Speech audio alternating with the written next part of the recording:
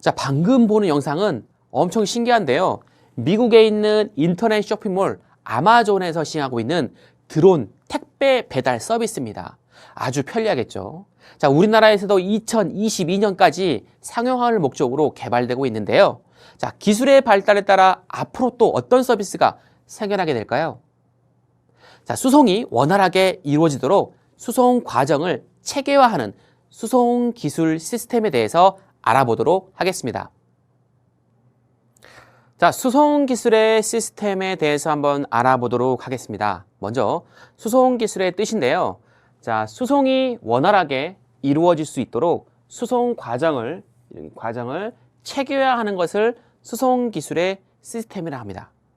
자, 우리가 시스템이란 말을 되게 많이 들었는데요. 제조 기술, 정보통신 기술, 생명 기술, 등등등 모든 기술에 먼저 들어가기 앞서서 시스템이라는 게 나옵니다. 이게 왜 나왔냐면, 이게 전체적으로 어떤 수송 기술은 어떻게 보면 이제 사람이나 물건을 이렇게 옮기는 거죠. 움직이는 그 과정에서의 어떤 단계를 말하는 거고요. 건설 기술 같은 경우에는 집을 짓기 위한, 건축물을 짓기 위한 그 단계를 말하는 거고요. 그래서 그런 것들을 크게, 아주 크게 이렇게 나눠 놓은 게 바로 이런 시스템이라고 말을 합니다. 이런 것처럼 좀 여러분들이 이해하기 쉽게 돕기 위해서 이렇게 크게 이렇게 묶어놨다는 점을 좀 기억하시면서, 자, 마찬가지로 시스템이란 것은 총 3단계에 의해서 먼저 투입이 되고요. 그 다음에 과정, 이런 산출이라는 단계에 의해서 됩니다. 이 투입이란 것은 그런데 투입됐어요. 사람이 택배를 내요, 택배를. 자, 택배를 제가 인터넷에서 해가지고 택배를 시작하겠어요. 그러면 준비를 해야겠죠. 택배회사에서는 그 물건을 어디 있는지 알아가지고 그 물건을 택배회사에다가 준비에 의해서 바코드를 찍고 거기다가 사인도 하고 이렇게 준비하는 단계고요. 실제로 택배가 그 회사에서, 공장에서 이렇게 택배 차를 이용해서 우리 집에까지 오는 과정, 그게 바로 과정이고요. 자, 산출이란 것은 바로 내가 그 택배를 받는 겁니다. 근데 받았어요. 근데 봤더니 다른 물건이 온 거예요. 아, 그거 정말 아쉽습니다. 선생님도 항상 택배가 온다면 그 문자가 딱 오잖아요. 오늘 올 거라, 언제 올 거라 하면 너무 흥분되고, 너무 오늘은 언제 올까? 내가 산 게 정말 싸게 산 건가? 막 그러면서 기대를 하게 되는데 딱 봤는데 이게 아니야. 아, 그게 좀 열받는데요. 그럴 때 어떻게 하냐면 다시 전화해야겠죠. 내가 주문한 택배가 아닙니다. 다시 보내주세요 라고 하는 게 피드백입니다. 아니, 되먹임입니다. 우리나라 말로 되먹임이고요. 우리 외국 영어로 피드백을 하는 것인데요.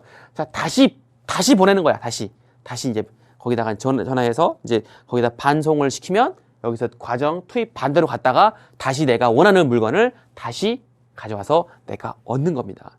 이게 어떻게 보면 수송기술 시스템의 아주 전체적인 과정이라고 볼 수 있는데요. 자, 하나하나씩 어떤 게 있는지 살펴보도록 하겠습니다. 먼저 투입. 자, 투입 말 그대로 뭔가 준비를 하는 단계입니다. 수송을 통한 준비 단계다. 자, 어떤 거, 사람이든 물건이든 간에 어떤 보내기 위해서 출발지에서 목적지까지 보내기 위한 준비 단계다 라고 볼 수 있는데, 어떤 게 있냐면 수송 대상을 정하는 겁니다. 자, 내가 어디 여행지를 가요. 기차로 갈 건지 버스로 갈 건지, 아니 너무 멀어, 너무 빨리 하고 싶어, 비행기로 할 건지 수송 수단을 결정하고, 수송 수단과 수송 대상을 결정하고요. 수송 수단과 공간도 결정합니다. 자, 기차로 가면 철도로 가기 때문에, 버스로 가면은 차로로 가기 때문에 이런 것도 준비를 하고요. 지원 시설, 자, 또는 정류소 같은 거랄지, 어디 버스 터미널에 가서 할 건지 이런 것들에 대해서 준비를 하고, 수송 인력들도 준비합니다. 자, 버스 기사가 있는지 없는지 당연히 있어야겠죠. 자, 이런 기차가 KTX로 가면 어떤 분이 있는지 이런 것들을 전부 다 준비하는 겁니다. 이런 것들이, 자, 그러면 보통 다 준비가 되어 있죠. 보통 기차로 가거나 대중교통으로 가면, 아니면 이제 내가 자가용을 몰고 수용차를 몰고 간다면 이제 내가 선택을 해야겠죠. 그렇다면 이렇게 투입이 된 상태에서 어떻게 진짜 가야 돼. 이제 가야 됩니다.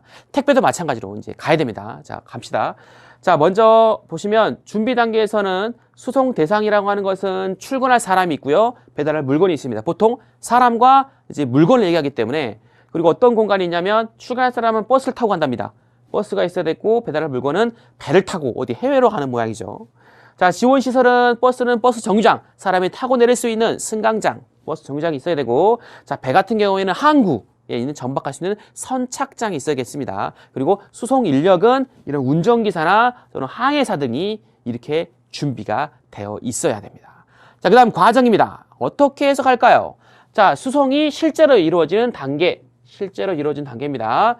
이게 항로를 따라서 가는데요. 먼저 사람들이 탑승을 하거나 배에 탑승하거나 비행기 탑승하거나 기차에 탑승하거나 탑승을 하거나 적재를 합니다. 물건들을 쌓아 올리는 거죠. 이렇게 기차 안에다가 버스 안에다가 뭐 등등등 쌓아 올리면 어떻게 되냐? 이동하게 됩니다. 기차로 가든지 버스로 가든지 이동하게 돼요. 그 다음에는 하차와 도착지로 가면 먼저 사람이 내리거나 아니 물건을 내리기 시작하는 게 하차와 하역입니다. 그리고 마지막 이동과 배달을 하죠. 뭐 사람 같은 경우에는 뭐 목적지까지 가기 위해서 뭐 거기서 택시를 타거나 또는 다른 교통수단을 타거나 아니면 배달을 하는 택배 같은 경우에는 택배기사 아저씨가 그걸 받아가지고 어떤 도착지가 있는 주소로 이제 보내주는 이런 배달까지 과정을 전체로 수송기술 시스템의 과정이라고 말을 합니다. 자, 그렇다면 마지막 산출인데요. 이 산출 단계는 사람이나 물건이 바로 내가 도착지에 도착하는 거 또는 택배가 내가 주인이 그 신청한 사람이 내가 받는 걸 말하는 건데요. 사람이나 물건이 목적지에 도착하는 단계를 이렇게 산출이라고 말을 합니다. 자, 그렇다면 자, 이런 택배 선물이 있었어요. 자, 선물이 있었는데 선물을 받을 사람한테 가는 거죠. 이렇게 와 좋아합니다. 갔더니 내가 받을 선물이 아니야. 내가 주문한 선물이 아니었어요. 내가 받을 택배가 아니었어요. 그러면 이렇게 열받는 거죠. 그럼 어떻게 돼요?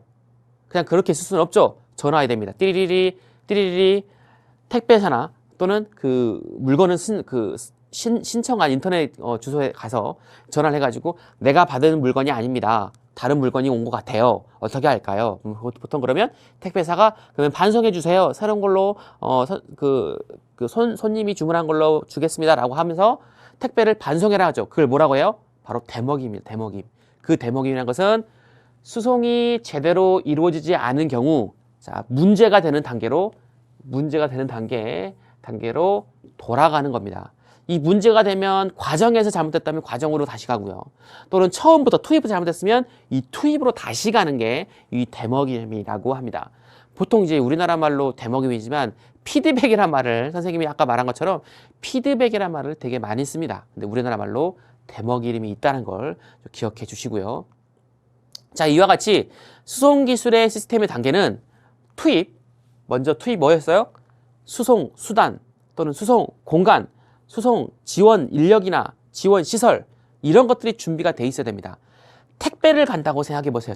택배가 가장 적절한 예입니다. 머릿속에 수송기술 시스템에 대해서 문제가 나오면 우리가 수송기술 어떻게 했지? 택배를 생각해 보세요. 자, 택배 여러분들이 원하는 택배를 원하는 예를 들어서 이제 뭐 노트북을 주문했다 치면 노트북을 준비했습니다. 주문하고 결제를 딱 돌렸어. 그러면 거기 노트북을 가지고 있는 회사에서 준비를 합니다. 자, 어떻게 보낼 건지 너무 머니까 비행기로 보내야지 너무 머니까 버스로 보내야지 하는 준비를 하게 되고 거기에 대해서 택배 전용 업체에다가 이제 맡기는 거죠. 거기서 맡기면 이제 실제로 이제 가게 되는 겁니다. 그게 바로 과정 단계입니다. 자, 먼저 화물을 먼저 이제 보통 택배가 어떤 특정 서울에 있는 지역이라면 어디 제주도에 있는 제주도로 보낸다면 어떤 특정 그 허브가 있어요. 비행기를 타고 제주도 같은 비행기를 타고 제주도에 가는 창고로 모여요. 그 창고에서 모여가지고 각 동마다 각 지역마다 택배 기사님이 따로 있어가지고 그 택배 기사님이 내 걸 동해에 있는 걸 배달 거 막 정리를 합니다. 그렇게 해서 그 다음 날 이제 택배 기사님이 택배를 받으실 주소지로 막 갑니다. 막 가가지고 실제로 이렇게 딱 주는 거죠. 그러면 내가 원하는 택배를 노트북을 받게 되는 게 산출 단계죠. 그런데 봤더니 문제가 생겼어요. 내가 원하는 노트북이 아니었습니다. 즉 노트북을 판매했던 회사가 잘못 보낸 거예요. 또는 파손이 되어 있습니다. 중간에 뭐가 문제가 있는 것 같아요. 그래서 다시 전화합니다. 회사한테 전화하거나 아니면 택배 기사님한테 택배 업체에 전화해서 문제가 있습니다. 어떻게 할까요? 라고 하면 다시 택배를 반송해라 할 겁니다. 그러면 되먹임 단계에서 어디로 할 건지 택배 회사로 갈 건지 과정으로 보낼 건지 아니면 잘못된 거 있으면 아니면 처음부터 회사로 보낼 건지 이렇게 가서 다시 투입 과정 산출에 거쳐서 내가 원하는 물건을 얻을 수가 있는 겁니다. 이게 바로 수송기술의 시스템이라고 합니다. 자, 지금까지 선생님과 함께 수송기술의 구성요소에 대해서 알아봤는데요. 다시 한번 구성요소가 어떤 게 있는지 확인 한번 해보도록 할게요. 자, 수송기술 구성요소 중에 첫 번째, 버스, 기차와 같은 수송수단이 있고요. 자, 이 수송수단이 이동할 수 있는 도로, 철도 같은 수송 공간이 있으며 이 수송수단이 수송 공간을 안전하게 이동할 수 있도록 하는 수송 규칙과 법규가 있어야 됩니다. 그리고 마지막으로 정류장, 공항 같은 지원시설과 수송수단을 직접 운전하거나 지원시설에서 운영하는 사람이 필요한 것이죠. 자, 그렇다면 여러분 생활 속에 우리가 사용하는 수송기술이 이 그림에 어떤 부분들이 있는지 구성요소에 따라 분류를 한번 해볼까요? 자, 첫 번째, 우선 수송수단입니다. 자, 수송수단이 한눈에 들어오시나요? 네, 맞습니다. 수송수단은 바로 버스와 오토바이가 있습니다. 자, 그렇다면 수송 공간과 수송 규칙과 법규가 있는데요. 자, 어떤 게 있을까요? 자, 수송 공간에는 도로가 있을 것이고요. 수송 규칙은 교통, 신호등이 있습니다. 자, 그렇다면 마지막으로 수송 수단을 이용해서 지원해주는 시설과 인력을 한번 맞춰보겠습니다. 자, 지원 시설과 인력은요. 자, 맞습니다. 주유소가 있고요. 자, 오토바이 운전사가 있습니다. 그렇죠. 여러분 모두 잘 맞출 수 있었죠? 선생님은 여러분들을 믿습니다.